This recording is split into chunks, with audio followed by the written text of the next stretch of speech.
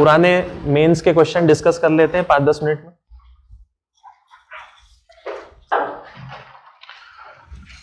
दो 2013 हो गया था, GS1 देखा था हमने, 2014 भी देख लिया था GS1, अभी GS1 ही देख रहे हैं हम सारे मेंस का। GS1 हो गया, 15 भी हो गया, आई थिंक हो गया, 20 क्वेश्चन हो गए। तो ठीक है, अब 2016 का GS1 में कौन कौन से क्वेश्चन आए थे? 2013 में कितने क्वेश्चन थे? 25, 24 में भी 25, तो उसके बाद से लेकर अभी तक 20-20 क्वेश्चन ही आ रहे हैं GS1 में, ठीक है। और नंबर सेम रहेंगे, एक क्वेश्चन रहेगा 12.5 नंबर का और वर्ड लिमिट रहेगी 200 वर्ड्स की, ठीक है। सारे क्वेश्चन एक जैसे हैं, 12.5 नंबर 200 वर्ड्स, ठीक है।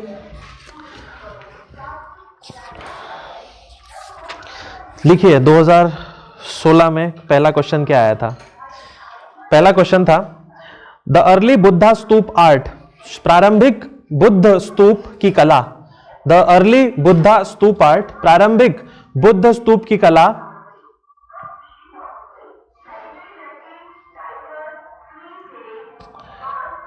एक्सप्लेनेशन समझाइए, एक्सप्लेनेशन समझाइए।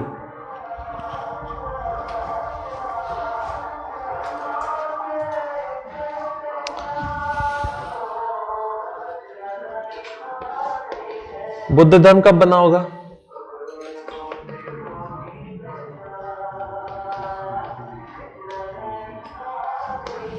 छठी शताब्दी ईसा पूर्व में। तो बुद्ध में क्या बनाते हैं आर्किटेक्चर में? ऐसा कुछ खास स्तूप बनाते हैं, ऐसा रहता है, ये गेट रहता है कुछ। क्वेश्चन में बस इतना पूछा है 12.5 नंबर के क्वेश्चन में कि बुद्ध कला समझाइए एक तरीके से, बुद्ध कला में क्या क्या होता है। तो यहां पे आपका काम शुरू होता है एक ऐसी किताब का जिसको आप पढ़ा नहीं होगा, arts and culture by Nitin Singhania. तो नितिन सिंघानिया का अगर ध्यान से पढ़ा होता तो उसमें पूरे स्तूप के अंदर बाहर सब जगह बताई गई है। जैसे क्या बताया, एक स्तूप होता है, इस स्तूप के अंदर नहीं जाया जा सकता, ये पता होना चाहिए। स्तूप क्यों बनाए जाते हैं? ताकि जो भगवान बुद्ध थे वो जब उनकी डेथ हो गई थी तो उनकी अस्थियां अलग अलग जगहों पर लगाई गई हैं। जनरली एक तो मेन रहेगा सांची स्तूप, ठीक है, एक वो सारनाथ का रहेगा, अलग अलग जगह रहेंगी, वो पढ़ना पड़ता है। उसके अलावा आपको इसका आर्किटेक्चर बताना पड़ेगा। जैसे जो स्तूप होता है उसके जो एंट्रेंस होती है उसको बोला जाता है तोरण, शादी में मारते हैं ना, तो उसके गेट को तोरण बोला जाता है। स्तूप के गेट एक नहीं होते हैं, गेट 4 होते हैं, एक इधर मिलेगा, एक इधर मिलेगा, एक यहां मिलेगा और एक पीछे मिलेगा। तो 4 गेट होते हैं, ठीक है। सभी गेटों को तोरण बोला जाता है। उसके बाद में कुछ स्तूप ऐसे होते हैं जिनके चारों तरफ आप परिक्रमा कर सकते हैं, तो वो परिक्रमा बताना पड़ता है कि ये परिक्रमा करने के लिए है।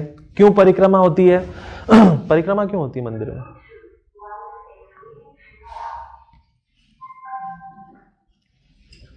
करते हो ना, मंदिर के चारों तरफ फालतू में घूमते हो, क्यों होती है?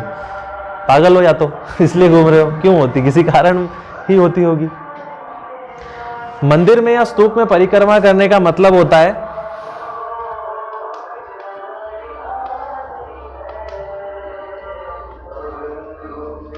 जीवन और मृत्यु के चक्र को समझना कि आप क्या हो, उसमें फंसे हुए हो। आप जिंदा हो, मर जाओगे, फिर पैदा होगे, फिर मरोगे, फिर पैदा होगे, फिर मरोगे। तो ये सब ना होते हुए आपको डायरेक्ट मोक्ष मिल जाए कि आप जिंदा हो रहे हो फिर मर रहे हो, वो सब नहीं हो, आपको सीधे सीधे परमात्मा मिल जाए, मोक्ष, सीधे भगवान के पास पहुंच जाओ। उसको समझने के लिए हम क्या करते हैं? परिक्रमा करते हैं, ठीक है। तो इसलिए परिक्रमा की जाती है। उसके लिए नहीं करते कि कार मिल जाए या पास हो जाए हम, उसके लिए नहीं होता है परिक्रमा का काम। तो बर्थ एंड डेथ की साइकिल को समझने के लिए परिक्रमा की जाती थी। तो ये कॉन्सेप्ट भी ठूस दो, बर्थ एंड डेथ। परिक्रमा करने के लिए चबूतरे जो बनते थे चारों तरफ, वो या तो सर्कुलर होते थे या फिर स्क्वायर। और है क्या स्तूप में? यही तो है। तोरण हो गया, स्तूप हो गया जिसके अंदर हड्डियां रखी हुई हैं भगवान बुद्ध की, और चबूतरे 2 टाइप के हो गए। बस इसको एक्सप्लेन करना है, और एक्सप्लेन करते करते ये भी समझाना है कि तोरण का मीनिंग क्या होता है। सो तोरण क्या होता है? शादी नहीं ना अभी? हाँ, तोरण जब शादी होती है ना, तो वो दूल्हा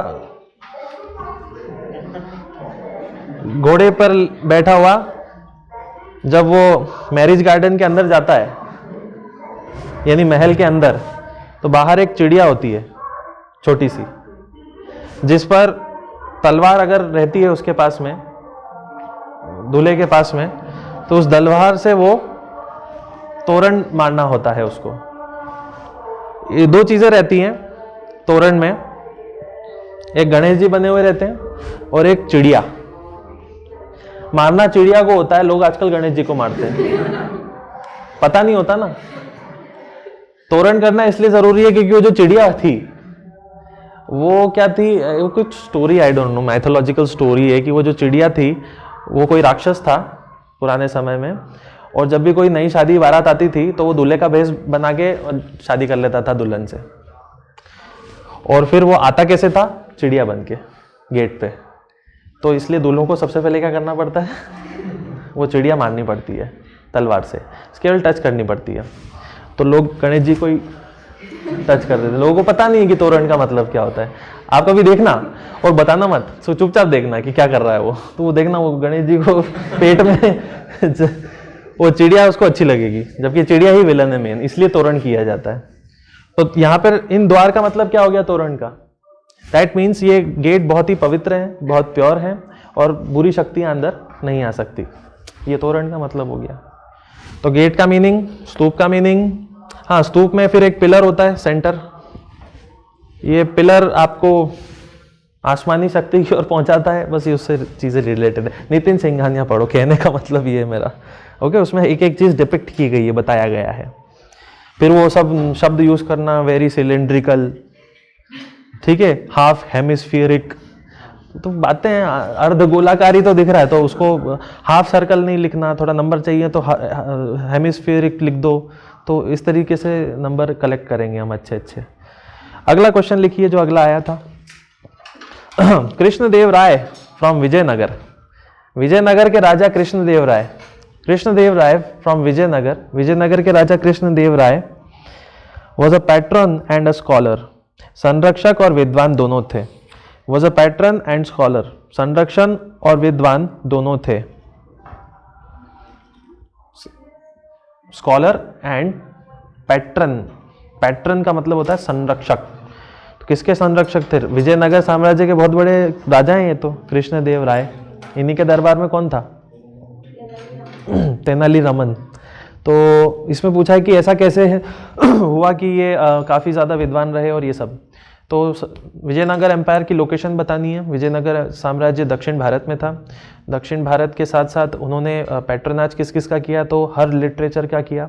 कर्नाटिक संगीत को उन्होंने बचाया। दक्षिण भारत में जो 5 राज्य होते हैं वहाँ पर बोले जाने वाले म्यूज़िक को कर्नाटिक म्यूज़िक बोला जाता है, यानी तमिलनाडु, केरल, कर्नाटक, आंध्र प्रदेश, तेलंगाना, वहाँ जो संगीत होता है उसको कर्नाटिक म्यूज़िक कहते हैं। केवल कर्नाटक में नहीं बजता है, वो नीचे के 5 राज्यों में बजता है। बचे हुए सारे राज्यों को की संगीतों को क्या कहते हैं? हिंदुस्तानी।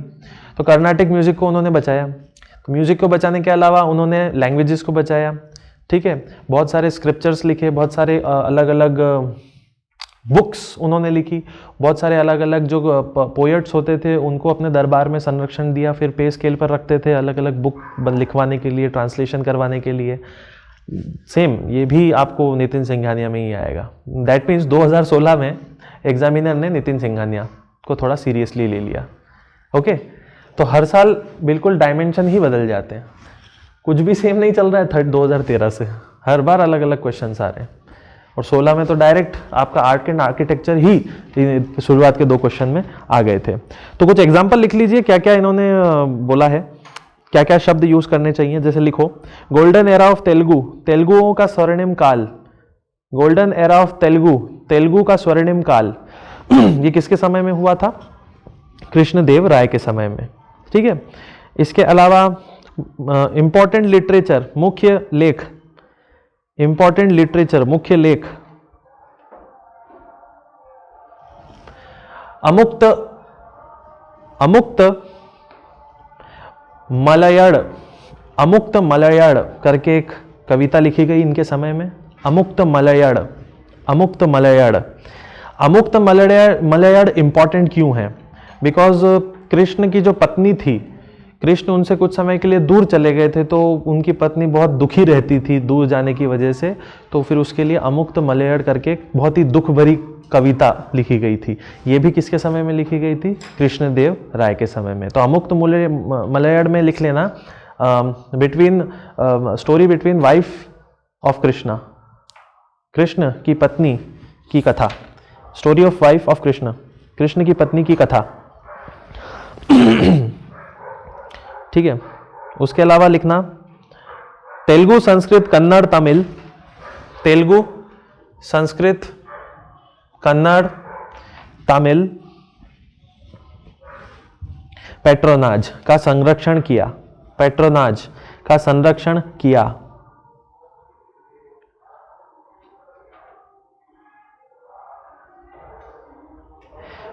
फेमस पोएट्स, प्रमुख कवि, कवि, फेमस पोएट्स, प्रमुख कवि, मल्लनर्य, मल्लनर्य, विठलनाथ और विठलनाथ, मल्लनर्य और विठलनाथ। ठीक है। इसमें अब बहुत ज़्यादा डिटेल्स में डिटेल दिखनी होगी। आर्ट एंड आर्किटेक्चर है, तो अगर उन्होंने लिटरेचर पूछा है तो फिर तो आपको चीज़ें याद होनी चाहिए। तो नितिन सिंघानिया से आपको वो सारी चीज़ें मिल पाएंगी, बहुत सारी चीज़ें, इनमें से कुछ बताइए मैंने इंपॉर्टेंट। अगला क्वेश्चन लिखिए। अपराइजिंग ऑफ 1857, 1857 के विद्रोह में, अपराइजिंग ऑफ 1857, 1857 के विद्रोह से हाउ ब्रिटिश पॉलिसीज चेंज्ड, अंग्रेजों ने अपनी नीति कैसे बदली? हाउ ब्रिटिश पॉलिसीज चेंज्ड, अंग्रेजों ने अपनी नीति कैसे बदली? सो इट्स वेरी सिंपल, आप बहुत कुछ बता सकते हो इसके अंदर। तो 1857 वो समय था जब मंगल पांडे ने विद्रोह किया था, आई थिंक बैरकपुर में, है ना, 19वीं रेजिमेंट के थे, और मंगल पांडे ने 2-3 इशू को लेकर अपने ही सीनियर ऑफिसर को मार दिया था। उसके बाद में फिर ये काम हुआ था, आई थिंक जनवरी, फरवरी, मार्च में हुआ था। एंड देन अप्रैल मई में ये जो मामला था अंग्रेज़ों को मारने का, वो कहाँ शिफ्ट हो गया था? मेरठ। तो बैरकपुर जो था वो बंगाल के क्षेत्र में आता था, बंगाल से मामला कहाँ चला गया? मेरठ में चला गया।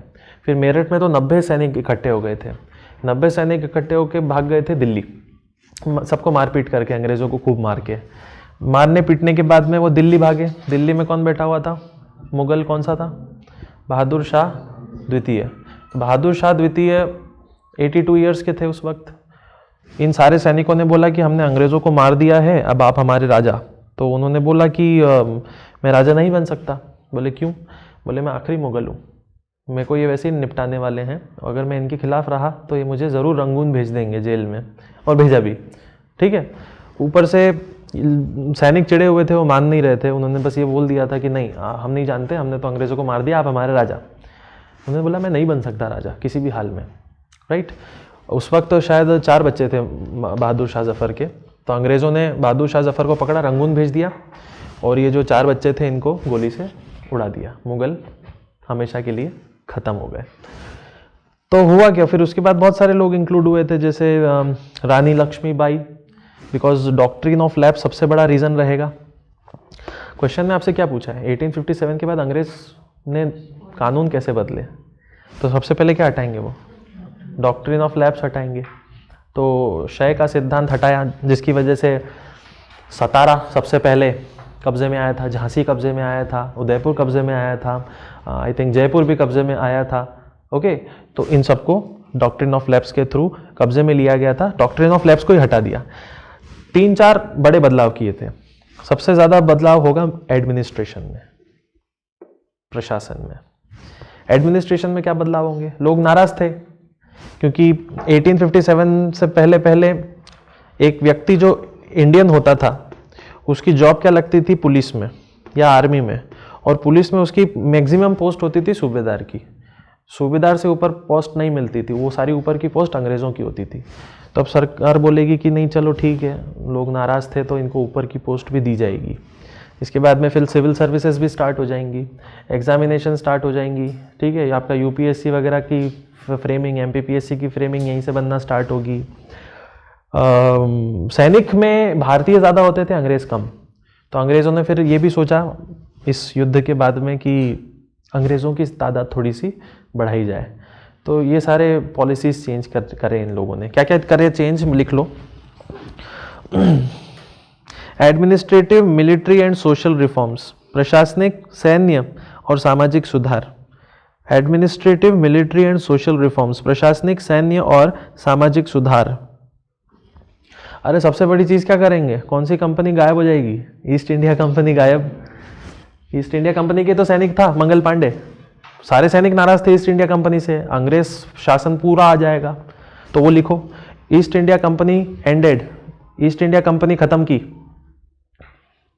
तो खत्म करेंगे तो ऑब्वियसली क्या ध्यान में आना चाहिए? क्राउन डायरेक्ट, सीधे राजा आया, डायरेक्ट क्राउन, सीधे राजा आया, ठीक है।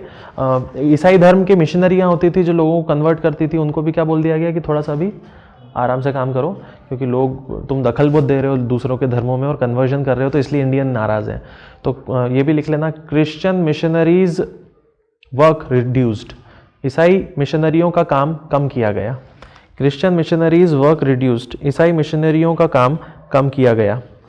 और क्या लिख लिया आपने? डॉक्ट्रिन ऑफ लैप्स हटा दिया, doctrine of lapse removed, doctrine of lapse हटाया गया, ठीक है। और क्या काम होते हैं अंग्रेजों के एडमिनिस्ट्रेशन में? क्या काम होते हैं? कानून बनाना, लेजिस्लेशन और एग्जीक्यूटिव और जुडिशरी। कानून बनाने का काम, कानून लागू करने का काम और कानून को चेक करने का काम, यानी कि लेजिस्लेशन यानी कि कानून बनाने वाले जैसे पार्लियामेंट, एग्जीक्यूटिव यानी आईएएस आईपीएस ऑफिसर्स, जुडिशरी यानी जज। इन तीनों में सिर्फ अंग्रेज होते थे, तो अंग्रेजों ने क्या कहा? इंडियंस को आने दो। तो लिख लेना, मोर इंडियंस इन एडमिनिस्ट्रेशन, प्रशासन में ज्यादातर भारतीय। मोर इंडियंस इन एडमिनिस्ट्रेशन, प्रशासन में ज्यादा भारतीय। तो ये तो अच्छे काम हो रहे हैं, बुरा काम भी होगा। 1857 के पहले हिंदू मुस्लिम झगड़े नहीं होते थे, कम होते थे। 1857 में सरकार को ये समझ में आया अंग्रेजों को कि इन्होंने हिंदू मुस्लिमों ने साथ में मिलकर हमको बहुत पीटा था, अब कुछ ऐसा करें जिससे अलग अलग हो। और इसके बाद से ही शुरू होगा डिवाइड एंड रूल, तोड़ो और राज करो। तो वो लिख लेना, डिवाइड एंड रूल स्टार्टेड, तोड़ो और राज करो।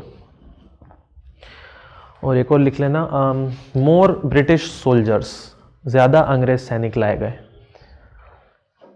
इनफ है, एक एक पॉइंट पे आप दो दो तीन तीन लाइन भी लिखेंगे तो काफी काम हो जाएगा, ठीक है। नेक्स्ट, अगला बहुत अच्छा क्वेश्चन है, बहुत ही शानदार। Role of woman in Indian independence struggle, स्वतंत्रता संग्राम में महिलाओं का योगदान। Role of woman in independence struggle, स्वतंत्रता संग्राम में महिलाओं का योगदान। पर इतना आसान भी नहीं है। ड्यूरिंग गांधी एरा, गांधी के समय में, ड्यूरिंग गांधी एरा, गांधी के समय में। ये क्वेश्चन 2013-14 में भी रिपीट हुआ था, लेकिन अलग हुआ था, बहुत प्लेन बना था। मतलब समझ लो हर साल खतरनाक होते जा रहे हैं क्वेश्चंस, आसान तो नहीं होंगे। तो 2013 में क्वेश्चन आया था कि बस आप ये बता दीजिए कि महिलाओं का योगदान क्या था। अब स्पेसिफिक पूछ रहे हैं, गांधी जब थे उस वक्त महिलाओं का योगदान क्या था। तो शुरू हो जाओ, नाम बोलना। सरोजिनी नायडू, लिख लो एक नाम, तो बोल दिया आपने तो, सरोजिनी नायडू। इनके बारे में दो तीन चीजें क्या लिख लोगे आप? और बोलो, सरोजिनी नायडू बस हो गया। मीराबेन, और ठीक है ला सकते हो, लेकिन उनको अलग से सेक्शन करके रखो ना, एक विदेशी वाला भी, फॉरेनर भी तो है। सरला देवी, सरला देवी, अरुणा असफ अली, अरुणा असफ अली, इनके बारे में क्या लिखोगे? क्विट इंडिया मूवमेंट, भारत छोड़ो आंदोलन में थी हैं, ठीक है। सारे के सारे गिरफ्तार हो गए थे, बाहर कौन थी? ये थी अरुणा असफ अली।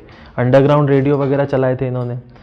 और लिखो सुचेता कृपलानी, सुचेता कृपलानी आगे चल के आई थिंक ये अवध वगैरह की गवर्नर भी बनेंगी आज़ाद भारत में, यूपी की गवर्नर बनती हैं, पहली महिला गवर्नर। ओके तो ठीक है, ये सब लिखने हैं। उसके अलावा और क्या बताओगे? आपको एक्सप्लेनेशन भी तो करना पड़ेगा कि गांधी जी के आने से पहले महिलाएं इतनी ज़्यादा एक्टिव नहीं होती थी, गांधी जी के आने के बाद ही वो रसोई घर की चार दीवारी से बाहर निकली महिलाएं, क्योंकि गांधी जी ने किसको सपोर्ट किया? एक तो बैकवर्ड लोगों को सपोर्ट किया और दूसरा महिलाओं को सपोर्ट किया कि ये ज़्यादा से ज़्यादा आंदोलन में आनी चाहिए। क्लियर? तो ये हो गया एक। और क्या लिखोगे? हाँ, एक और चीज़, आज हम भारत को भारत माँ कहते हैं, यही बोलते हैं ना। तो ये भारत माँ का कॉन्सेप्ट कब बना था? ये 1942 के बाद से बना था, क्योंकि 1942 के बाद में जब भारत छोड़ो आंदोलन शुरू हुआ तो महिलाएं बहुत ज़्यादा आगे घर से निकल कर आंदोलन करती थी, और कई बार वो उसकी बॉयकॉट करती थी, शराब की दुकानों पे हमला करके शराब को जलाया करती थी, कपड़ों की दुकान पे हमला करके कपड़े चोरी करके जलाया करती थी, तो भारत माताएं बन गई थी। ओके, तो भारत माता की जय 1942 से शुरू हुआ, उसके पहले नहीं होता था ये, राइट। तो वो भी एक कॉन्सेप्ट याद रख लेना। इसके बाद में ठीक है, इसके बाद में आप अंग्रेज समझा सकते हो। Any Besant, home rule league, any Besant का पूरा होम रूल अभियान चला था। और एक थी वो मार्गरेट थैचर, मार्गरेट थैचर, ठीक है। ये सब गांधी जी के इन्फ्लुएंस में थी और अंग्रेज होकर भी अंग्रेज़ों से लड़ती थी। इस तरीके का आपका स्टेटमेंट रहेगा। मार्गरेट थैचर लास्ट लिख लेना, ठीक है। अगला क्वेश्चन जिसमें मैंने आपको एक्सपर्टीज दे रखी है पहले से ही, अगला क्वेश्चन लिखिए। Highlight the difference between Subhash Chandra Bose and Gandhi. Subhash Chandra Bose एवं गांधी के बीच के फर्क को समझाइए। Highlight the difference between Subhash Chandra Bose and Gandhi. Gandhi एवं सुभाष चंद्र बोस के बीच फर्क को समझाइए। आई थिंक ये तो अपने आप ही हो जाना चाहिए। स्टार्टिंग आप कैसे करेंगे कि जब सुभाष चंद्र बोस बहुत छोटे थे तब उन्होंने कांग्रेस ज्वाइन कर ली थी और युवा कांग्रेस के अध्यक्ष बने थे। गांधी जी को मानते थे, तो गांधी जी ने 1920 में क्या करवाया था? सत्याग्रह हुआ था, नॉन कोऑपरेशन असहयोग आंदोलन हुआ था। उसमें बहुत सपोर्ट किया था किसने? सुभाष चंद्र बोस ने। लेकिन ये आंदोलन ख़त्म कब होता है? चौरी चौरा में 1922 में, 1922 को। और 1922 में जब चौरी चौरा की वजह से गांधी जी बोलते हैं अब आंदोलन बंद, तो नाराज़ कौन हो जाते हैं? सुभाष चंद्र बोस। उसके बाद भी उनका सम्मान करते हैं, आगे चलते रहते हैं। और फिर 1927 में, 1935 में भारत सरकार का अधिनियम आता है, एक कानून आता है। उस कानून के हिसाब से क्या होता है? चुनाव होते हैं। लेकिन कुछ समय बाद वर्ल्ड वॉर 2 की सिचुएशन बन जाती है। और वर्ल्ड वॉर 2 में क्या सिचुएशन बनती है कि जितने भी भारतीय सैनिक होंगे वो वर्ल्ड वॉर 2 लड़ने के लिए जाएंगे। कांग्रेस कहती है कि नहीं जाएंगे, अंग्रेज़ कहते हैं कि जाएंगे। कांग्रेस कहती है कि हम तो चुनाव लड़के आए हैं, तो हमारे पास तो 9 प्रांत हैं, तो हमारी 9 प्रांत के नहीं जाएंगे। फिर अंग्रेज़ याद दिलाते कि 1935 के अधिनियम में एक क्लॉज में लिखा हुआ है कि इस मामले में सारा अधिकार अंग्रेज़ों का रहेगा। तो सारे भारतीयों को मरने के लिए वर्ल्ड वॉर 2 में भेज दिया जाता है। इसका गुस्सा कांग्रेस कैसे निकालती है? इस्तीफ़ा दे देती है और सरकार से हट जाती है। इसी वक्त गांधी जी का कहना होता है कि शायद सपोर्ट करना चाहिए ताकि इस सपोर्ट की वजह से हमको आज़ादी मिल जाए। बोस का कहना होता है कि सपोर्ट नहीं करना है, सपोर्ट नहीं करने के बजाय हम अंग्रेज़ों के दुश्मन से दोस्ती करेंगे, क्योंकि दुश्मन का दुश्मन दोस्त होता है और अंग्रेज़ों का दुश्मन था हिटलर। तो सुभाष चंद्र बोस हिटलर से मिलने जाते हैं, ओके। और गांधी जी और इन दोनों के बीच में बहुत मतभेद होता है, क्योंकि सर्टेनली गांधी जी को पता होता है कि कांग्रेस अगर बोस के हाथ में चली गई तो बोस कांग्रेस को सेना बना देगा।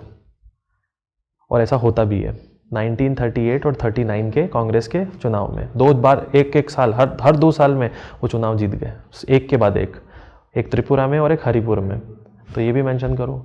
और वो जीतने के बाद गांधी जी को क्या लगा कि कंट्रोल किसके पास आ जाएगा कांग्रेस का, बोस के पास। तो गांधी जी ने उनके बोस के ठीक नीचे जितने भी कांग्रेस के कार्यकर्ता थे उनको इस्तीफा देने को बोल दिया। बोस को पता चला कि गांधी जी ने ऐसा करवाया है, तो बोस नाराज़ हुए और हम बोल दिया हमेशा के लिए मैं कांग्रेस छोड़ रहा हूँ, मैं देश छोड़ रहा हूँ और मैं जा रहा हूँ जर्मनी। वहाँ जर्मनी गए घूमते फिरते और सर्टनली हिटलर से मिले, वहाँ से रेडियो स्टेशन सेटअप करवाया। हिटलर से बात नहीं बनी तो जर्मनी जापान चले गए, हिरोहितो से मिले। हिरोहितो जो जापान का सम्राट था, राजा, उससे मिले और वहाँ से सेना लेकर आए इम्फाल और कोहिमा के थ्रू। ठीक है, अल्टीमेटली ये याद रखिए, किसी को अच्छा नहीं दिखाना है, किसी को बुरा नहीं दिखाना है। इतिहास में आप अच्छा बुरा नहीं दिखा रहे होते हो, इतिहास में आप दोनों की सही सही बातें बता रहे होते हो, जितना भी आपने पढ़ रखा है। तो अल्टीमेटली आप यही कहेंगे कि दोनों के रास्ते अलग थे लेकिन लक्ष्य एक ही था। एक का लक्ष्य ऐसा था कि बिना हिंसा की आज़ादी मिल जाए और एक का लक्ष्य ऐसा था कि पूरी हिंसा ही होगी, बंदूकें उठेंगी और लोगों को हम मारेंगे और भगा देंगे। ये लक्ष्य किसका था? सुभाष चंद्र बोस का था। बट अल्टीमेटली वो लक्ष्य पूरा नहीं हो पाया क्योंकि रास्ते में जापान जाते वक्त क्या हो गया, उनका प्लेन गिर गया था फॉर्मोसा में। ठीक है, तो ये तो मैंने कर दिए 200 वर्ड्स पूरे। ओके, इतना सफिशिएंट रहेगा आई थिंक। अगला क्वेश्चन, आखिरी क्वेश्चन लिखिए आज का। ना ये हम कल से डिस्कस करेंगे। आज 2000 कौन सा चल रहा था? 2016 का मेंस का पेपर चल रहा था, GS 1। इसमें क्वेश्चन नंबर 1 से लेकर 5 कंप्लीट हो गया था। अब बारी है क्वेश्चन नंबर 6 से लेकर 10 तक की। क्वेश्चन नंबर 6 से 10। लास्ट क्वेश्चन क्या था बताइए? सारे क्वेश्चन समझ में आ गए थे आपको? सबसे पहले बुद्ध स्तूप के बारे में पूछा था। तो बुद्ध स्तूप में क्या क्या होता है? तोरण होता है, डोम होता है, परिक्रमा होती है, तोरण के 4 गेट होते हैं और सबका फिलोसॉफिकल सिग्निफिकेंस क्या है, धार्मिक रूप से कितने इंपॉर्टेंट हैं। तो फिलोसॉफिकल सिग्निफिकेंस या रिलीजियस सिग्निफिकेंस भी बताना था। कृष्णदेव राय के बारे में पूछा गया था। उसके बाद में पूछा गया था अपराइजिंग्स इन 1857 के बाद में क्या क्या बदलाव आए। तो बहुत सारे बदलाव आए। डॉक्ट्रिन ऑफ लैप्स चला गया। उसके बाद में अंग्रेजों की सेना में संख्या बढ़ाई गई। फ्रीक्वेंटली एडमिनिस्ट्रेशन में बहुत बदलाव हुआ। ज़्यादातर भारतीय लोगों को अनुमति दी गई कि वो सेना में आए। वो सब हमने डिस्कस किया था। Role of women in freedom struggle भी डिस्कस किया था कि गांधी के समय में महिलाओं का क्या योगदान था आज़ादी के लिए।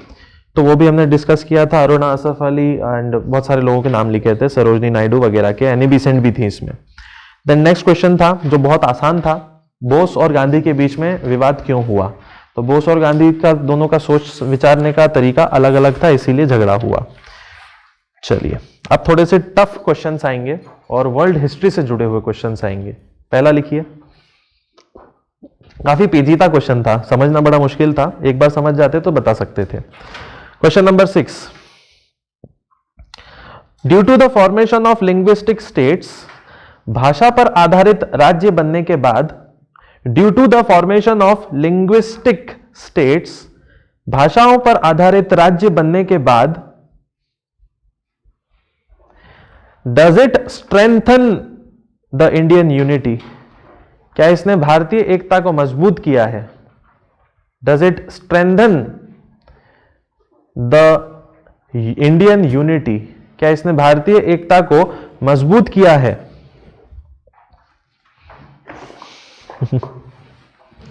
ये उलझाने वाला क्वेश्चन है।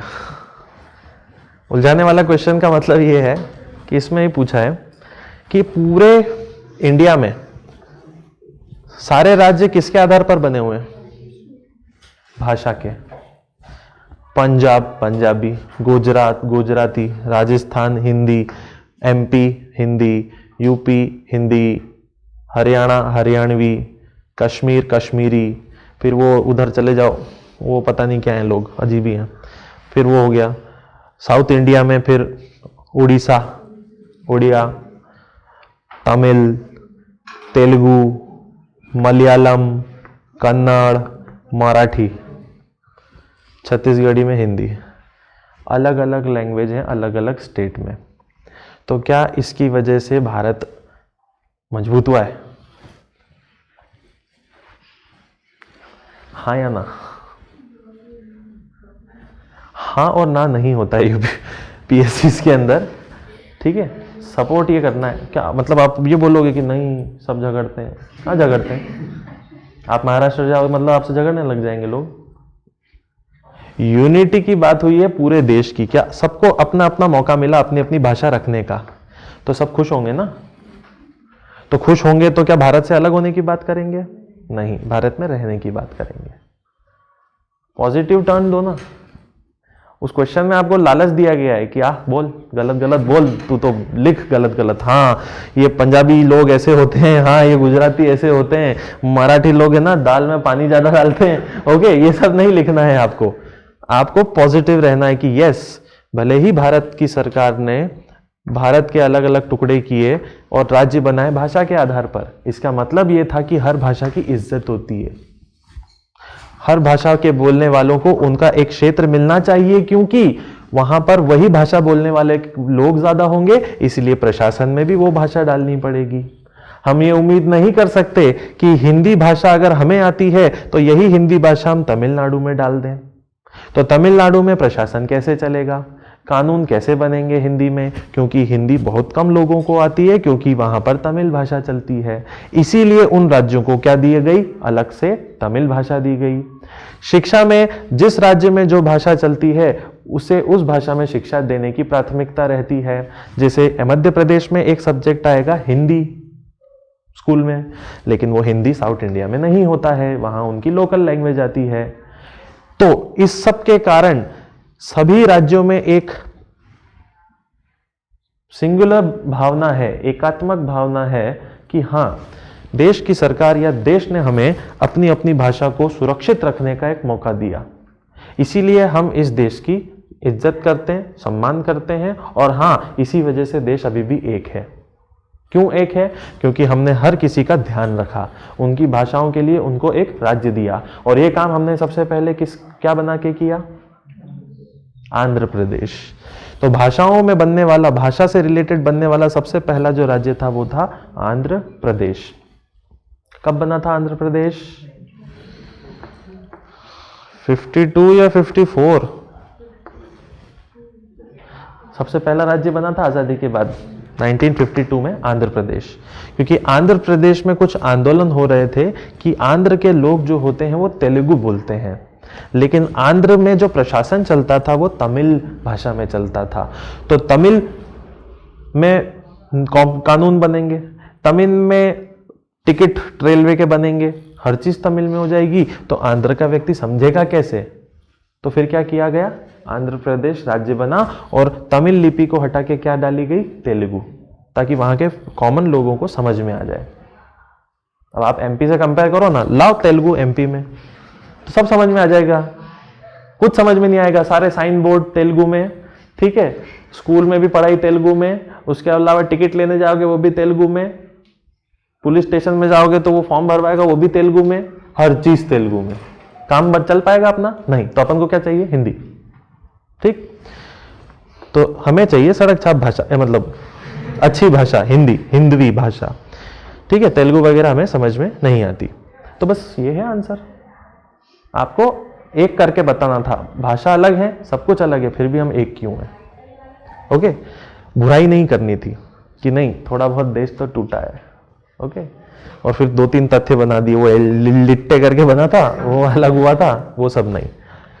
और क्या बताओगे? 1952 के बाद में कौन से फिर राज्य कब सबसे ज्यादा बने? राज्य पुनर्गठन आयोग मध्य प्रदेश 1956 नवंबर आता है ना, 9 नवंबर के 1 नवंबर को मध्य प्रदेश बना। तो भाषा के आधार पे बना, सब भाषा के आधार पे बनते चले गए। अगला क्वेश्चन लिखिए। The anti colonial struggle in West Africa, पश्चिमी अफ्रीका में गैर औपनिवेशिक आंदोलन। Anti colonial struggle in West Africa, पश्चिम अफ्रीका में गैर उपनिवेशिक आंदोलन, गैर उपनिवेशी आंदोलन, the anti colonial struggle in West Africa was led by western educated Africans, को पश्चिमी शिक्षित अफ्रीकियों ने चलाया। was led by western educated Africans, को पश्चिमी शिक्षित अफ्रीकियों ने चलाया। याद रखिए, जितने भी मेंस के क्वेश्चन हम लिख रहे हैं, कुछ क्वेश्चंस रिपीट हो रहे हैं, एग्जैक्टली नहीं हो रहे हैं लेकिन कुछ कुछ रिपीट हो रहे हैं हर साल, तो उस पर स्टार बनाते हुए चलना। जैसे फ्रीडम स्ट्रगल में महिलाओं का योगदान 2013 के क्वेश्चन में आया था, 14 में भी हल्का फुल्का आया था, और 15-16 में भी हमने देख लिया था। तो फ्रीडम स्ट्रगल में महिलाओं का योगदान तो हमेशा रट के जाना है, याद होना चाहिए 5-6 महिलाएं जिन्होंने योगदान दिया और उनके बारे में पूरी डिटेल, क्योंकि वो क्वेश्चन बनेगा ही बनेगा, और नहीं भी बना तो आसपास तो बनेगा, तो आप लिख तो सकते हो, कम से कम अब आपके पास में कंटेंट रहेगा लिखने का। तो ये वाला जो था कॉलोनियल और अफ्रीका में भी कॉलोनियां बनाते थे अंग्रेज। अंग्रेजों ने जिस तरीके से भारत पे कब्जा किया था उसी तरीके से अफ्रीका पे भी कब्जा किया था, लेकिन भारत तो केवल अंग्रेजों के पास था, अफ्रीका 5-6 शक्तियों के पास में था।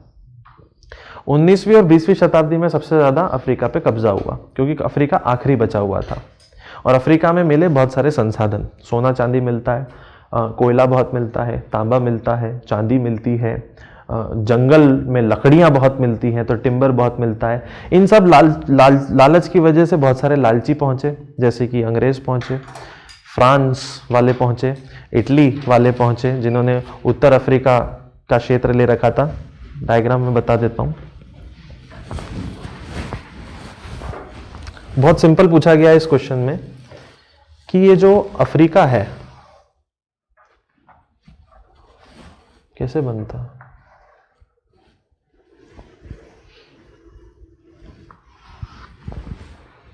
इस अफ्रीका में क्या लिखा है, वेस्ट अफ्रीका में बहुत सारी अलग अलग कॉलोनियां थी। जो देश नहीं थे, ऊपर जो यूरोप आता है जिसमें ब्रिटेन, फ्रांस, जर्मनी, इटली, और कौन होंगे, फ्रांस तो हो गया, स्पेन और पोर्चुगल, ये 5-6 शक्तियां क्या करी थी, इसने पूरे अफ्रीका पर कब्जा कर रखा था। अफ्रीका आजाद नहीं था। कब नहीं था? 19वीं और 20वीं शताब्दी में। तो आपसे बस इस हिस्से का पूछा गया है कि इस हिस्से में इन लोगों के खिलाफ जो आंदोलन चले, वो आंदोलन किसने किए? पढ़े लिखे लोगों ने। और वो पढ़े लिखे लोग कौन थे? अफ्रीकन्स। ये सब अंग्रेजों के खिलाफ हैं अफ्रीकन, और अपने देश को आजाद करवाना चाहते हैं। तो अब ये तो बहुत डिटेल्ड हो गया, वर्ल्ड हिस्ट्री में पढ़ना पड़ता है इसको। तो जैसे इटली, मोरक्को वगैरह उसके पास में था, ठीक है, लीबिया वगैरह उसने घेर रखा था। फिर यहाँ पे न्यू गिनी करके आता है, ठीक है, वो आ जाता है। गुआम करके आता है, वो स्पेन के पास में था। जर्मनी की कॉलोनी सबसे ज़्यादा थी और फ्रांस की कॉलोनी सबसे ज़्यादा थी। तो एक जर्मनी और एक फ्रांस, ये इस क्षेत्र में थे। अब प्रॉब्लम इज दैट टॉपर ने भी ये क्वेश्चन सॉल्व नहीं किया था, क्योंकि इसमें बहुत डिटेल थी, उसको भी नहीं आया, क्योंकि किसी को नहीं आ सकता। इसमें आपसे असल में पता है क्या पूछा था? यहाँ के क्रांतिकारी बताओ, उनके नाम बताओ, और नाम बताने के साथ साथ वो कौन से देश के थे वो भी बताओ, और उस देश में उन्होंने किस टाइप की क्रांति की थी वो भी बताओ, ठीक है। तो इसमें नंबर नहीं आए थे किसी के भी, क्योंकि लोगों ने ये क्वेश्चन छोड़े थे। लेकिन प्रॉब्लम ये कि छोड़ तो सकते नहीं, कुछ तो इतना पढ़ रखा है तो ईगो सामने आ जाता है कि कुछ तो लिखूंगा मैं, ओके, अफ्रीका के बारे में लिखूंगा मैं, कॉलोनियां कब बसी, ये बसी। तो लोगों ने ऊपरी भाषा में केवल जनरली बताया, जैसा जितना मैंने आपको बताया, उसी को इलेबोरेट किया 200 शब्दों में, और 12.5 नंबर की जगह 2-3 नंबर मिल गए। आगे बढ़ो, ओके। क्योंकि डिटेल में क्या होगा, अब मैं डिटेल में बताता हूं आपको कि डिटेल में क्या होगा। एक ख्वामे नक्रुम्मा करके था घाना से, फिर एक था नामदी अजीकीवी, ये जो था नाइजीरिया से था। ये सब कौन है? ये सब आजादी के लिए लड़ रहे हैं। भारत में लड़ रहे थे ना गांधी नेहरू, ये यहां लड़ रहे थे आजादी के लिए। अपने को अपने वाले ही पूरे याद नहीं होते, अब अपन अफ्रीका में जाके याद करेंगे तो प्रॉब्लम आ जाएगी ना। तो इस टाइप के क्वेश्चन से बचने का एक ही तरीका है, बिकॉज ये आप याद नहीं कर सकते। हाँ, आज बोला है तो आज घर जाके लिस्ट बना सकते हो, लेकिन वो बहुत साइड की चीज हो जाएगी। वो शायद इस साल यूपीएससी या एमपीपीएससी पूछे भी नहीं, कभी भी नहीं पूछे वो। ओके, एक बार पूछ लिया, बात खत्म हो गई। तो इन क्वेश्चंस के बचने का बस एक ही आसार होता है कि हल्की फुल्की साउथ अफ्रीका की या अफ्रीका की हिस्ट्री पता हो आपको, कि भैया यहाँ पर कुछ लोग आए थे, यूरोप के थे, काफ़ी समय तक राज किया और बहुत सारे लोगों ने आंदोलन किए। गांधी जी से भी प्रभाव में था अफ्रीका, क्योंकि गांधी जी कहाँ रह चुके थे? साउथ अफ्रीका में, शुरुआत में 1915 तक। उसके बाद में उन्हीं का प्रभाव कहाँ तक फैला? पूरे अफ्रीका में, और वही लहर सत्याग्रह वगैरह की सब जगह पर फैली। हालांकि कुछ जगह पर सत्याग्रह हुए, कुछ जगह पर विफल भी रहे। बस वही चीज़ें लिखनी है जो बेसिक होती है, नहीं तो इनके यहाँ नाम याद करो बैठे बैठे। ओके, जो कि इम्पॉसिबल काम है, इतना नहीं हो सकता है। ठीक है, नॉर्मली कोई नहीं कर सकता। आप अगर बादाम खाते हो सुबह सुबह तो हो सकता है, नॉर्मली मुश्किल काम है ये। अगला क्वेश्चन लिखिए, टू व्हाट एक्सटेंट, किस हद तक ग्लोबलाइजेशन हैज इन्फ्लुएंस्ड, वैश्वीकरण का प्रभाव पड़ा है, ग्लोबलाइजेशन हैज इन्फ्लुएंस्ड, वैश्वीकरण का प्रभाव पड़ा है इन cultural diversity of India, Bharat की सांस्कृतिक विभिन्नताओं में। इन cultural diversity of India, Bharat की सांस्कृतिक भिन्नताओं में। रिपीट हो गया, फिर से रिपीट हुआ है। दैट मीन्स दो चीजें तो कॉमन मिल चुकी हैं हमें अभी तक, इंडिपेंडेंस स्ट्रगल में वुमेन्स, और दूसरा क्या? ग्लोबलाइजेशन। कौन सा वाला? 1991 वाला। तो ये लेक्चर कंठस्थ होना चाहिए, और महिलाओं का योगदान भारतीय स्वतंत्रता संग्राम में ये याद होना चाहिए, क्योंकि ये क्वेश्चन बनने के आसार हमेशा रहते हैं। तो 1991 का ग्लोबलाइजेशन के बाद में हमारी जो डाइवर्सिटी है, हमारा जो पूरा भारत है, भारत के अलग अलग लोग हैं, उन पर कैसा असर पड़ा? तो अच्छा असर भी पड़ा है और बुरा भी पड़ा है। तो पॉइंट्स लिख लीजिए, क्या क्या लिखना पड़ेगा आपको। पॉजिटिव एंड नेगेटिव इफेक्ट, अच्छा और बुरा असर। पॉजिटिव एंड नेगेटिव इफेक्ट, अच्छा और बुरा असर। नेगेटिव्स बुरे में, होमोजिनाइजेशन ऑफ कल्चर, संस्कृति का एकीकरण हुआ। होमोजिनाइजेशन ऑफ कल्चर, संस्कृति का एकीकरण हुआ। एंड फॉर पॉजिटिव और अच्छे में, न्यू हाइब्रिड कल्चर, नए संस्कृति भी बनी। न्यू हाइब्रिड कल्चर, नई संस्कृति भी बनी। क्या मतलब रहेगा होमोजिनाइजेशन का? मतलब ये कि पहले मध्य प्रदेश के लोग दाल बाटी खाते थे, दक्षिण भारत के लोग इडली डोसा सांभर, जम्मू कश्मीर के सैफरॉन खाते हैं, ठीक है, और नॉर्थ ईस्ट के क्या खाते हैं? जो भी खाते हैं। सब अलग अलग तरीके से अपना भोजन करते थे। आज सब जगह मैकडोनल्ड है तो एक जैसा ही बर्गर खाते हैं। तो ये क्या हो गया? कल्चर का होमोजिनाइजेशन। कल्चर लगभग एक जैसा हो गया है, एक ही बर्गर खाते रहो बस अब। ओके, लेकिन इसके अलावा आपने अच्छी बात क्या लिखी? क्या हो चुका है इसके साथ साथ? एक अच्छी चीज, हाइब्रिड कल्चर हो चुका है। ग्लोबलाइजेशन की वजह से दक्षिण भारत में इडली डोसा बनाने वाला भी कहाँ आ गया है? मध्य प्रदेश में आ गया है। तो हमको वेराइटीज भी बहुत मिल जाती हैं। तो अच्छा भी हुआ और बुरा भी हुआ, इस तरीके से समझाना है। तो ये तो खाने को लेकर समझा है, कितनी सारी चीजें होंगी जिसमें समझाना होगा। एजुकेशन, हेल्थ, और केवल इंडिया के स्टेट्स को नहीं, विदेशों को कंपेयर करो। बुरा क्या हुआ है? हमने अपनी संस्कृति छोड़ दी। असल में हम धोती कुर्ता पहनने वाले लोग थे, अब हम जीन्स में आ गए।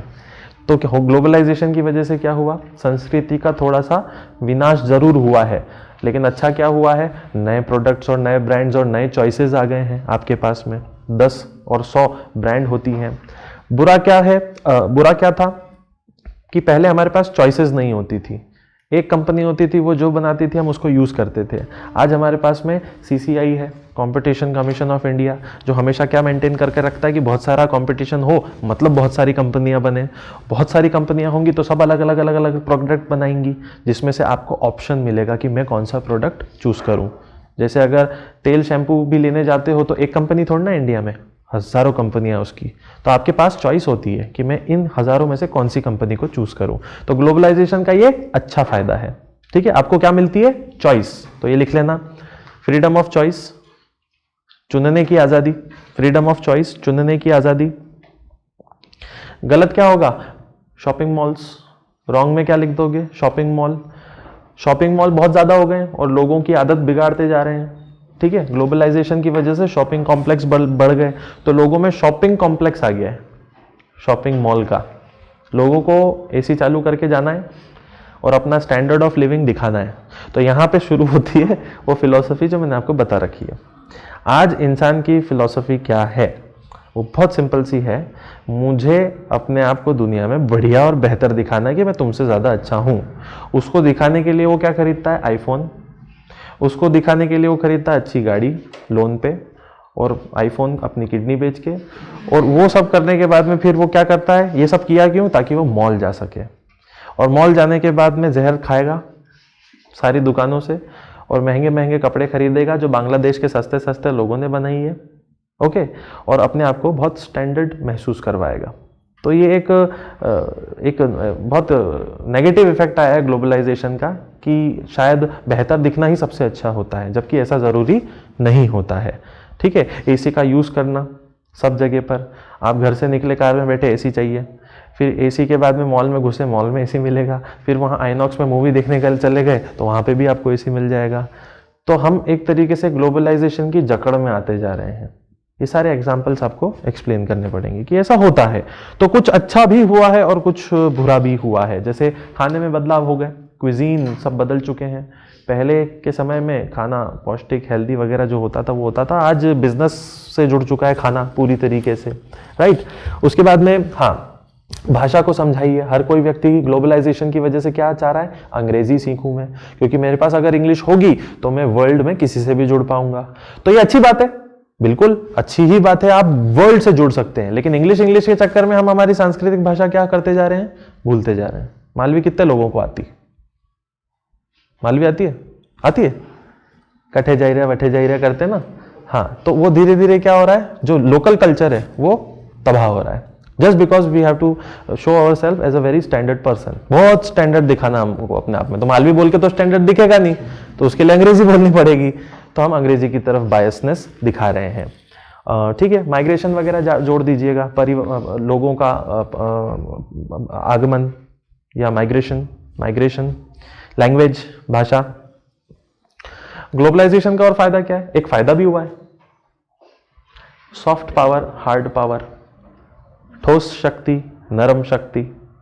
सॉफ्ट पावर, हार्ड पावर, ठोस शक्ति, नरम शक्ति। हार्ड पावर में उतना फायदा नहीं हुआ है जितना सॉफ्ट पावर में हुआ है। जैसे आयुर्वेद, योग, ये पहले इंडिया तक ही था, अब क्या पहुंच गया है? ये वर्ल्ड में पहुंच गया है। तो ये अच्छी बात होगी ग्लोबलाइजेशन की कि सब जगह पहुंच चुका है। ओके, बुरी बात क्या है?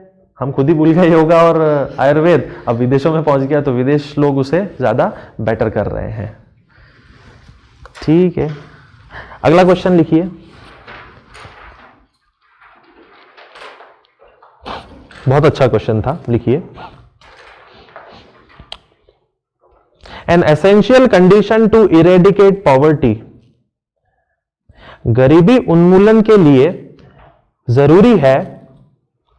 An essential condition to eradicate poverty, गरीबी उन्मूलन के लिए जरूरी है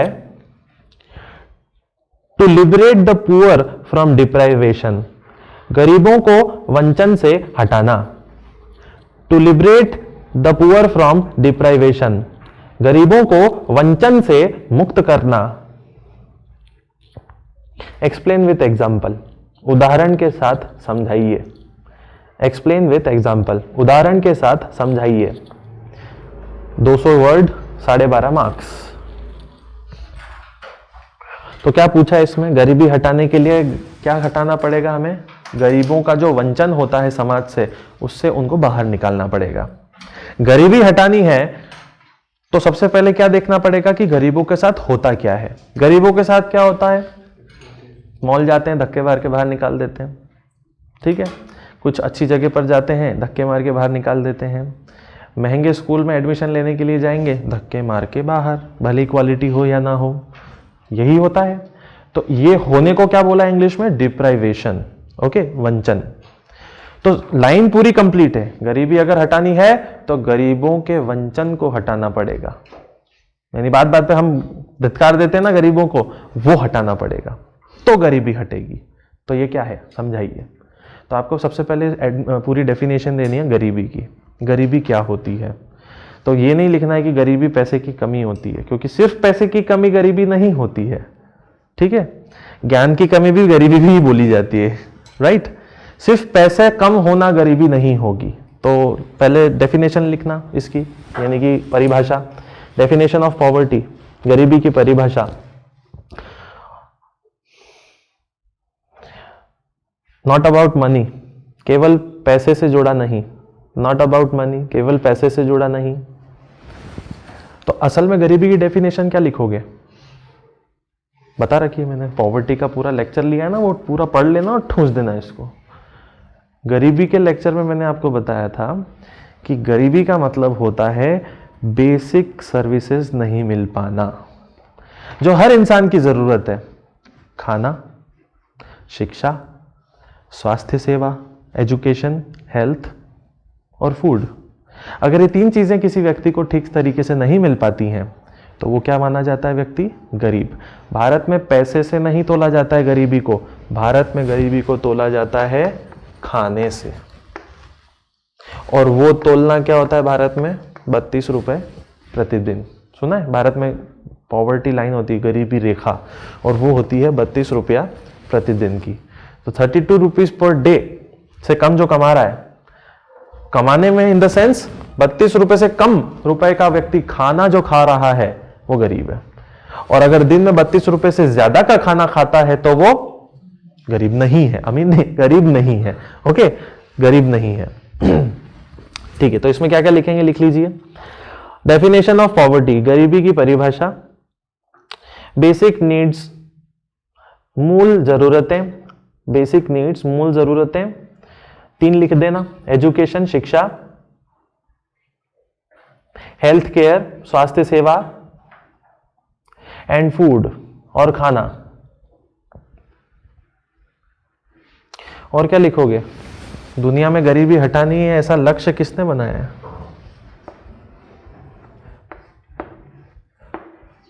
SDG का गोल नंबर 1। कब तक हटाना है दुनिया से गरीबी, 2030 तक।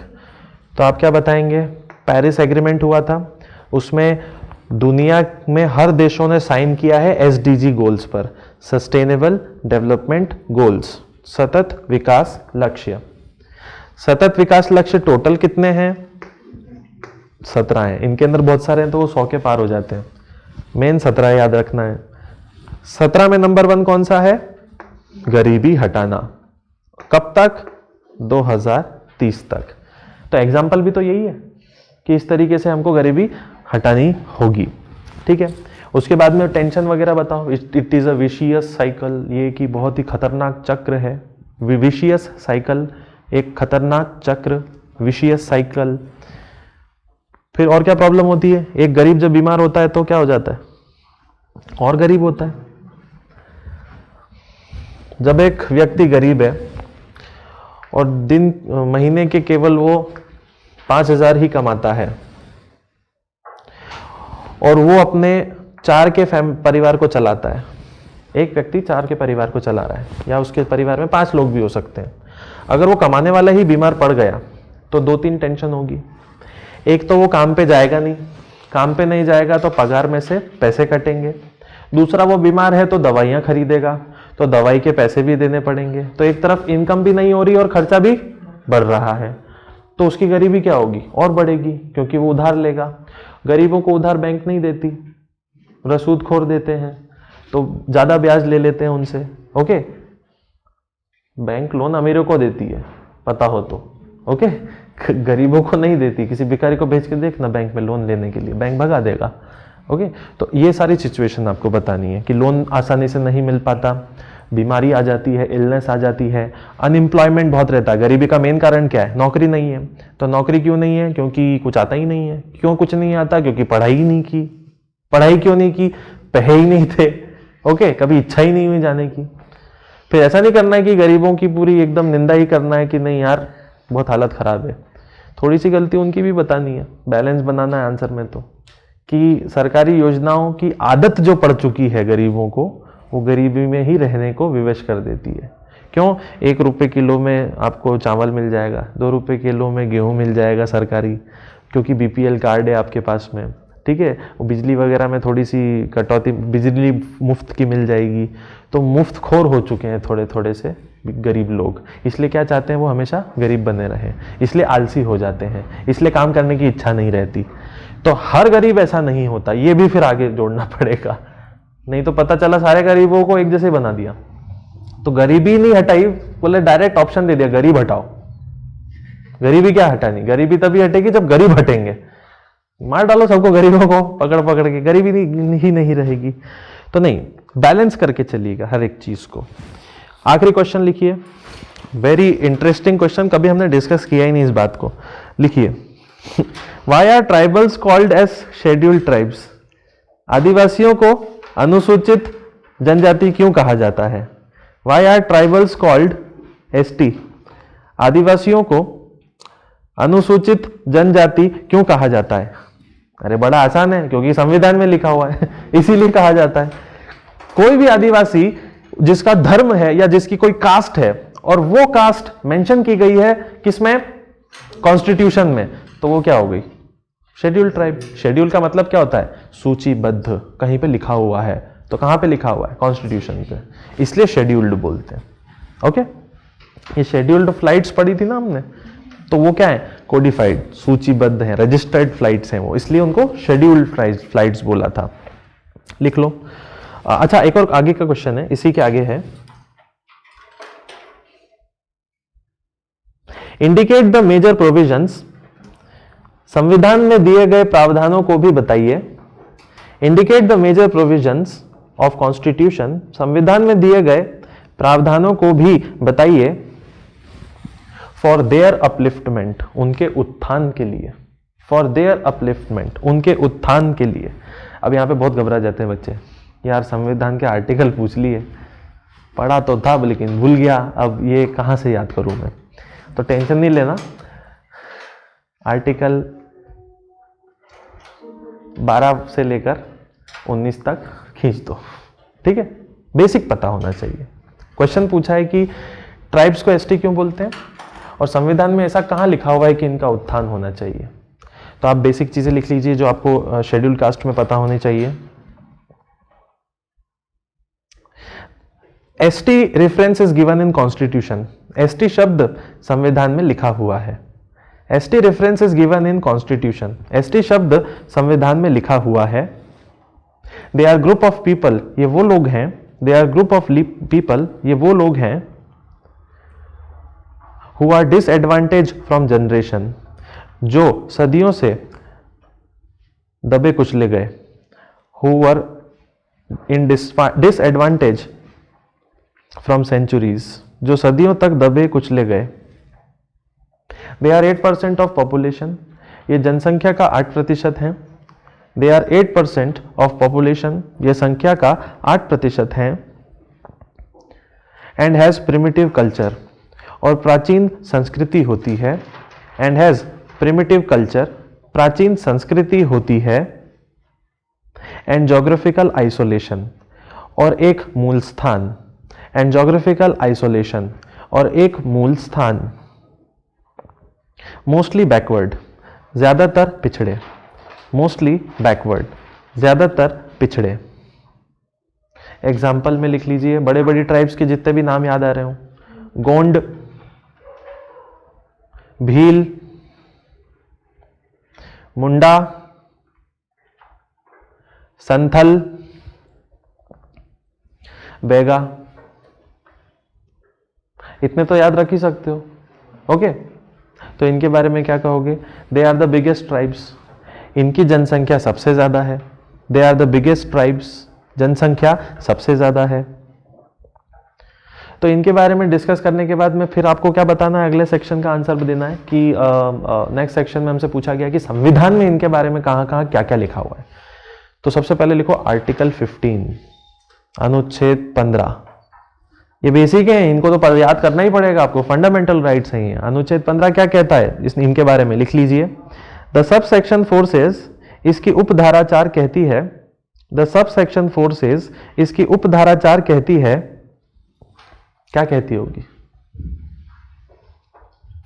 संविधान में इनके लिए कुछ अच्छा ही लिखा होगा ना, तो क्या लिखा होगा कि हर राज्य अपने हिसाब से इन लोगों के लिए कानून बना सकता है। तो लिख लो, स्टेट कैन मेक लॉ, राज्य कानून बना सकता है फॉर देयर अपलिफ्टमेंट, उत्थान के लिए, फॉर देयर अपलिफ्टमेंट, इनके उत्थान के लिए। मध्य प्रदेश है तो मध्य प्रदेश की सरकार अपने हिसाब से कानून बनाएगी।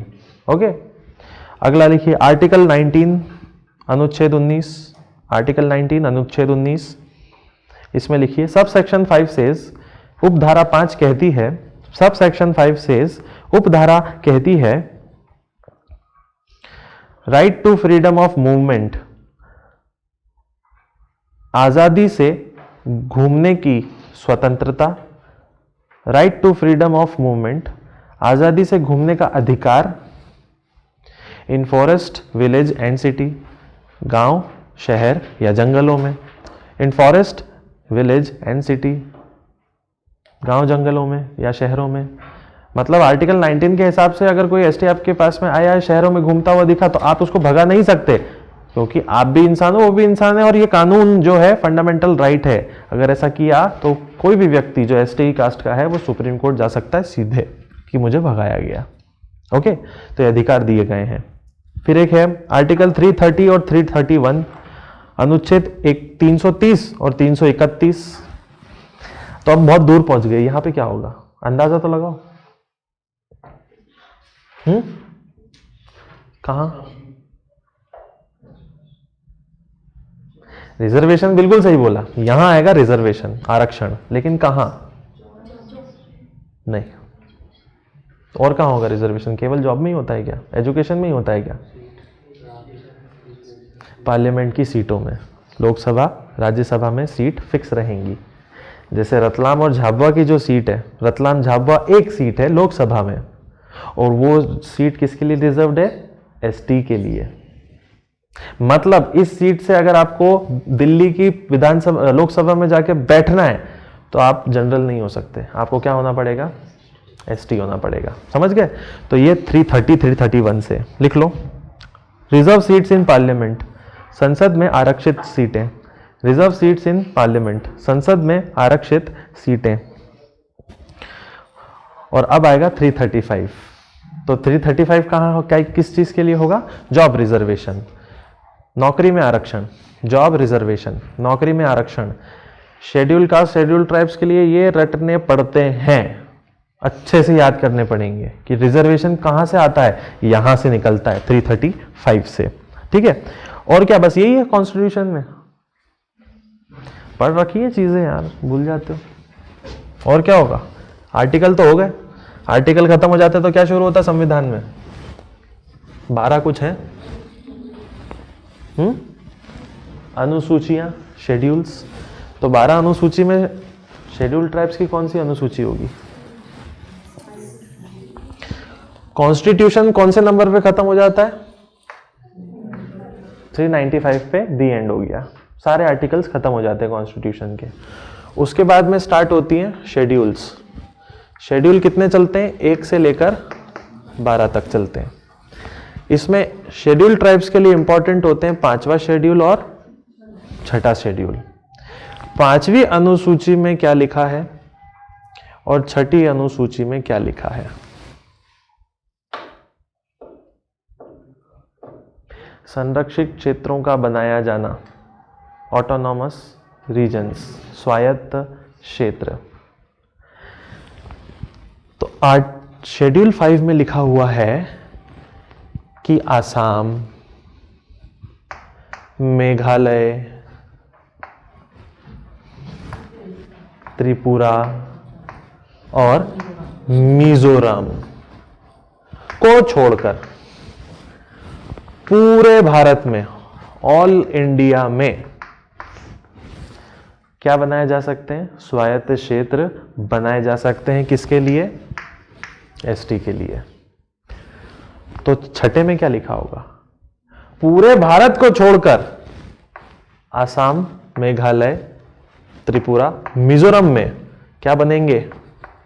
ऑटोनॉमस डिस्ट्रिक्ट काउंसिल्स, स्वायत्त जिला परिषद। मतलब जैसे हमारा म्युनिसिपैलिटी होता है या फिर हमारी जो लोकल गवर्नमेंट होती है जिसको हम क्या कहते हैं? मेयर, क्या पार्षद बोलते हैं, क्या बोलते हैं? महापौर, मेयर। आसाम, मेघालय, मिजोरम, त्रिपुरा में मेयर की जो पोस्ट रहेगी वो किसके लिए रहेगी? हमेशा यस, एसटी के लिए रहेगी। और वहां पे म्युनिसिपैलिटी जैसा कुछ नहीं होगा, वहां पे एडीसी काउंसिल होगा, यानी कि ऑटोनॉमस डिस्ट्रिक्ट काउंसिल्स। ये ऐसी काउंसिल होती हैं जो इस चीज का ध्यान रखती हैं कि हर अधिकार हमारे लोकल लोगों को मिले, और इस काउंसिल के अंदर यहाँ के लोकल लोग ही होंगे, और विशेष अधिकार दिए जाते हैं एसटीज को इस एडीसी के साथ। तो याद कैसे करना होता है? फिर ये एडीसी के अलावा एक वो होता है, इन जगह पर एंटर करने के लिए कौन सा परमिट लेना पड़ता है? Inner line permit. तो इनको याद करने का तरीका अलग है, एडीसी को याद करने का तरीका अलग है, वो बता देता हूं। इनर लाइन परमिट ऐसे चलता है, एडीसी ऐसे चलता है। Assam, Meghalaya, Tripura, Mizoram. Inner line permit ये एडीसी यहां है, ऐसे चलती है। नक्शे में देखो ना तो ऐसे जाती है। इनर लाइन परमिट जो होती है वो चलती है कहां? अरुणाचल प्रदेश, नागालैंड, और क्या बचा? मणिपुर। नक्शे में देखोगे तो अरुणाचल प्रदेश के नीचे, नागालैंड के नीचे, मणिपुर के नीचे मिजोरम आता है। यहां पर आपको क्या मिलेगी? Inner line permit. मतलब अगर आप यहां पे घूमने गए तो आपको परमिट लेना पड़ेगा, पहले परमिशन लेनी पड़ती है कि कितने दिन तक आओगे, रुकोगे, वो सब। तो उसको आईएलपी कहते हैं, अंग्रेजों ने बनाई थी, अभी तक चलती है। जिसमें पहले कौन नहीं था? मणिपुर नहीं था। इस 2019 में क्या करा? इसमें इंक्लूड कर दिया। बहुत माइन्यूट डिटेल्स हैं, ये पता होनी चाहिए। एडीसी तो हमेशा से ही है। एडीसी के बारे में कहां लिखा हुआ है? छठी अनुसूची में। पांचवी अनुसूची में एडीसी नहीं लिखा हुआ है, बस ये लिखा हुआ है कि हर राज्य क्या बनाएगा? एक मंत्रालय बना देगा, जिसको क्या कहेंगे? ट्राइबल मंत्रालय, आदिवासी मंत्रालय। तो मध्य प्रदेश में है, क्योंकि मध्य प्रदेश में आदिवासी हैं। गोवा में है क्या? नहीं है, गोवा में आदिवासी है ही नहीं। हरियाणा में नहीं। ठीक है, तो जिस जिस राज्य में आदिवासी होंगे उनके लिए एक मंत्रालय बनाना पड़ेगा। जैसे एमपी में है तो बनाना पड़ेगा। ठीक है, तो ये हो गया, पूरा संविधान हो गया। अब क्या संविधान के अलावा भी कुछ कानून बने? हाँ, हमने डिस्कस किए हैं। एक हमने पढ़ा था फॉरेस्ट राइट्स एक्ट, वन अधिकार अधिनियम 2005 पढ़ा है हमने। ये किसको अधिकार देता है? ये भी तो एसटी को ही अधिकार देता है कि जंगलों में जो भी उगेगा वो बिना पूछे कौन काट सकता है? एक एसटी यूज कर सकता है। ओके, और जाके सरकार को बेच सकता है। तो ऐसे बहुत सारे कानून बने हुए हैं। माइनर फॉरेस्ट प्रोड्यूस बना हुआ है, बहुत सारी चीजें बनी हुई हैं। ठीक है, एक इक्का दुक्का अगर याद रखोगे तो सफिशिएंट है। क्लियर? तो एससी को दिए जाने वाले के लिए अधिकार केवल संविधान तक सीमित नहीं है, अलग से बनाए भी गए हैं। तो ये संवैधानिक हो गए, और ये कानून क्या हो गए? पार्लियामेंट्री, सरकार ने बनाए हैं। इसके तहत एक बॉडी भी बनी होगी, तो वो बॉडी क्या हो जाएगी? स्टैट्यूटरी, सांविधिक, जैसा कल मैंने समझाया था। ठीक है, ये 5 क्वेश्चन हमने डिस्कस कर लिया।